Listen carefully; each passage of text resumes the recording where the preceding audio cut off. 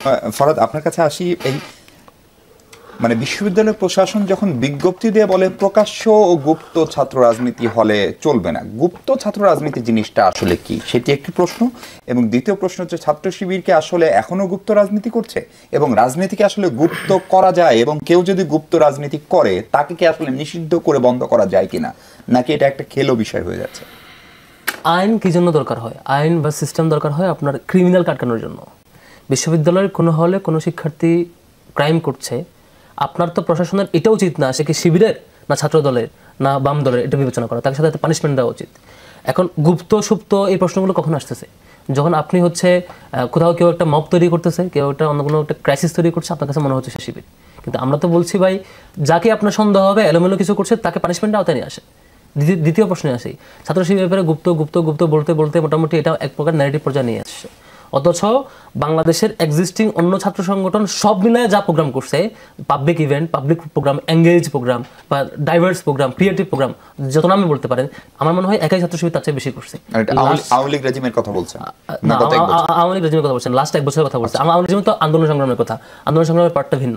তো এই 5-7 মাস বা এই লম্বা সময় জুড়ে এত পাবলিকলি এত বড় বড় ইভেন্ট করার পরও এবং সবকিছু এভাবে মানে বাস্তবায়ন করবো, আমরা ঢাকা বিশ্ববিদ্যালয় ধরি, ঢাকা বিশ্ববিদ্যালয়ে লাস্ট জানুয়ারি থেকে এখন পর্যন্ত এই যে অগস্ট পর্যন্ত আমার পুরো সময়টা গেছে পাবলিক ইভেন্ট ম্যানেজ করতে করতে। তাও যদি আপনি আমাকে এই ট্যাগিং দেন, আপনি স্পেসিফিক প্রবলেমটা বলেন যে অমুক হলে তমুক ব্যক্তি প্রবলেম করছে, তার ব্যাপারে ব্যবস্থা নিতে চাই, সে তোমাদের কিনা। এখন যদি আমি কখনো কেউ একটা ক্রাইম করছে আমি আপনাকে আটকাচ্ছি, তখন আপনি একটা প্রবলেম হিসেবে আইডেন্টিফাই করবেন। পলিটিক্যাল কম্পিটিশন তো আপনার মানে আপনি পাঠচক্র করেন, আমি পাঠচক্র করি, আমিও ইভেন্ট নামান, আপনি ইভেন্ট নামান, আপনি কম্পিটিশন করেন, আমি কম্পিটিশন করি, আপনি বই বের করেন, আমিও করি, আপনি মিছিল করেন, আমি করি, কম্পিটিশন এভাবে হবে। হ্যাঁ, আপনি যদি আমার লোকজনকে নাচেন, আপনি আমার ইভেন্টে আসেন, এসে দাঁড়ায় থাকেন, দেখেন কে কে আসে, আপনি আমার সাইকেল রেডিতে আসেন, ওই ফুটেজগুলো ওই ড্রাইভ লিঙ্কে ইউটিউবে এখন আপনার অনেক গুরুত্বপূর্ণ বক্তব্য ওগুলো পয়েন্ট তিনি নিয়ে আসছেন। আমাদের কাছে ক্লিয়ার কথা হচ্ছে, ঢাকা বিশ্ববিদ্যালয়ের অধ্যাদেশ অনুযায়ী সিনেট, সিন্ডিকেট, একাডেমিক কাউন্সিলের বাইরে আর কোনো কাউকে আপনি কাউকে রাজনীতি করতে দিবেন না, ডিসিশন মেক করার অথরিটি, লিগাল অথরিটি আছে কিনা, এটা মেঘদা উত্তর দিয়ে যাবেন আমি আশা করবো। আমাদের এই সাধারণত আপনি কাউকে বলবেন শিবির রাজনীতি করতে পারবে না বা তমুক করতে পারবে না, তমুক করতে হবে, এটা আপনি এই 3টা প্ল্যাটফর্মে কোনো একটা প্ল্যাটফর্ম থেকে সিদ্ধান্ত হয়ে আসতে হবে। বিশ্ববিদ্যালয়ের অধ্যাদেশ অনুযায়ী এটি সাধারণত পরিচালিত। হ্যাঁ, যে অধ্যাদেশ ইউনিভার্সিটি চলে, সিনেট, সিন্ডিকেট, একাডেমিক কাউন্সিল, এই 3টা পার্ট। আপনি নিজেরা 100টা ক্রাইম করছে, 3টা ক্রাইম করছে, আপনি সুনির্দিষ্ট অভিযোগ দেন, শিবিরকে নিষিদ্ধ করে দেন, প্যারা নাই তো আমার। কিন্তু আপনি তো আইন অধিকার মানে আইন হাতে নিতে পারবেন না, আপনি বারবার বলতে পারবেন না শিবির পরিবেশ করতে নিষিদ্ধ। পরিবেশ পরিষদ তো নিজের লিগ্যাল কোনো ভ্যালিডিটি নাই। দ্বিতীয়ত, আমরা লিগ্যাল অ্যাপ্রোচে ইউনিভার্সিটি প্রশাসনকে চিঠি পাঠিয়েছিলাম, পরিবেশ পরিষদ কি জিনিস আমাদেরকে একটু দেখান। এটা বহু আগের কথা বলতেছে, যখন পরিবেশ পরিষদ বেশি আলাপ হইতো। এটা বিএনপি পিরিয়ড একবার পাঠিয়েছিলাম, ওই 1 থেকে 5 সাল সময় একবার, তখনও পাঠানো হয়েছিল। লাস্ট আওয়ামী পিরিয়ড একবার পাঠানো হয়েছিল, পরে একবার পাঠিয়েছি। এটা একটা রেজলিউশন আমরা দেখান, আপনারা তো চুক্তি করছেন, একটা কাগজ তো আছে, অন্তত কিছু একটা ডকুমেন্টও আছে, এটা দেখান, তারপর আমরা ফার্দার লিগাল অ্যাকশনে যাবো যে এটা আরও লিগাল আছে কিনা। ইউনিভার্সিটি বলতে আমাদের কাছে কিছু নেই, সংগঠনগুলো তাদের কাছে কিছু নেই, ম্যাকদার কাছে কিছু থাকলে আমাদের দেখাতে পারে, যদি ম্যাকদা আমার কিছু দেখায় তাহলে আমি ফার্দার ব্যবস্থা। যে জিনিসের কোনো লিগাল ভ্যালিডিটি নেই সেটা আপনার আইনি মর্যাদায় নিয়ে বারবার বক্তব্য দেওয়া, এটা বেশ অন্যরকম। এখন বিশ্ববিদ্যালয় প্রশাসনকে আপনারা বলছেন না কেন? বলেছি ইউনিভার্সিটি প্রশাসন বলছে আমাদের কাছে কোনো ডকুমেন্ট নাই, এবং আমার কাছে পরিবেশ বিলুপ্ত করুক। এটা যে জিনিসটার ভ্যালিডিটি নাই সেটা বিলুপ্ত করবে কে? প্রশ্নটা এই জায়গায় বারবার বলতে থাকি।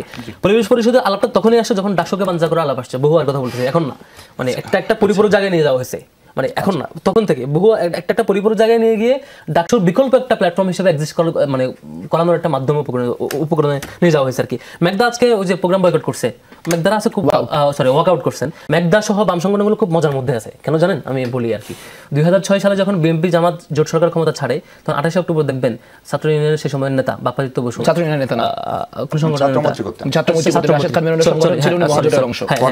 হ্যাঁ, তখন লগি বৈঠা দিয়ে ওই যে লোকজনের উপর আক্রমণ করে নৃত্য করছে এক প্রকার আর কি। পরবর্তীতে মানে বাম সংগঠনগুলো একটা বড় সংখ্যক সংগঠনগুলোর সাপোর্ট আওয়ামী লীগের ছিল, 14 দলীয় জোট সহ, তারা মোটামুটি রান করে গেছেন। তারপরে আমরা সবচেয়ে মজার ঘটনা যেটা দেখলাম, 14 ইলেকশনে যখন আওয়ামী লীগ ক্ষমতা চলে গেল, 153 আসন বিনা নির্বাচনে জিতে, ছাত্র দলের আমরা মারি খাইলাম, আমরা মিছিল করলাম, আমাদের লোকজন ক্রস ফায়ারে মোটামুটি মারা গেছে, মানে ছাত্র দলের লোকজন আহত হয়েছে, মারা যাচ্ছে। তখন এই যে ম্যাকদা সহ আর অন্য যাদের সংগঠন আছে, সবগুলো সংগঠন অ্যালামনাই সহ মিলে তারা যেসব জায়গায় যেখানে ছিল, পত্রপত্রিকায়, বিভিন্ন মিডিয়া হাউসে, বিভিন্ন এনজিওতে, বিভিন্ন সিভিল সোসাইটিতে নেতৃত্বে সবাই মিলে মতামত উৎপাদন করলো যৌথভাবে, যৌথ প্রযোজনায়, যে এটা ভাঙচুরের আন্দোলন, এটা হরতাল ভাঙচুরের আন্দোলন চলবে না, এগুলো দেশের উন্নয়ন উন্নয়ন পিছিয়ে দিচ্ছে, সুতরাং এগুলা বন্ধ করা দরকার। এক পর্যায়ে প্রায় সফল আন্দোলনটা ব্যর্থ হইলো এবং আওয়ামী লীগ শেষ পর্যন্ত ফেসিবাদ হয়ে উঠলো আর কি। এখন এই যে দীর্ঘদিনের এই যাত্রা, এগুলো এখন ঢাকবেন কি করে? আমরা তো এই কোশ্চেনগুলো করবো। ঢাকার একটাই রাস্তা, কিছু হলেই ছাত্র শিবিরকে কি করতে হবে।